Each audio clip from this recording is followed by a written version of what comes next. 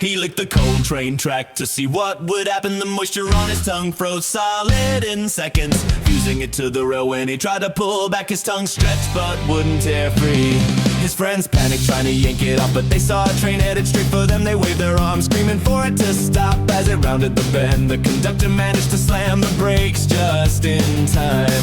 He jumped down with a cup of hot water and poured it on the boy's frozen tongue, melting him loose. They carved a hole out of a pine log, then painted the whole thing black and positioned it to face the building. They had found over 100 enemy soldiers and ran them into a barn, but they only had basic weapons, so instead they turned this pine log into what looked like a cannon. When the enemy saw it, they thought the barn would be blown to pieces, so they immediately surrendered. This trick was used for dozens of years before cannons were replaced. He shot a gun at the president but missed just as she raised the gun to fire again.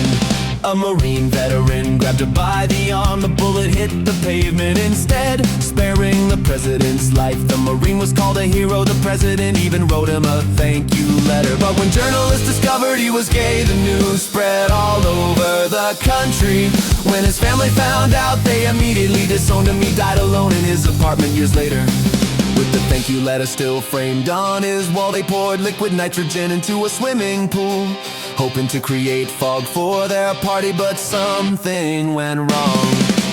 Liquid nitrogen boils at a super low temperature. When small amounts are put into water, it becomes a long-lasting white mist. But the host used 4 buckets, which turned into a heavy blanket of gas that covered the pool, replacing all of the air and choking the guests. As they collapsed in the water, 8 people were hospitalized, while 1 was even left in a coma.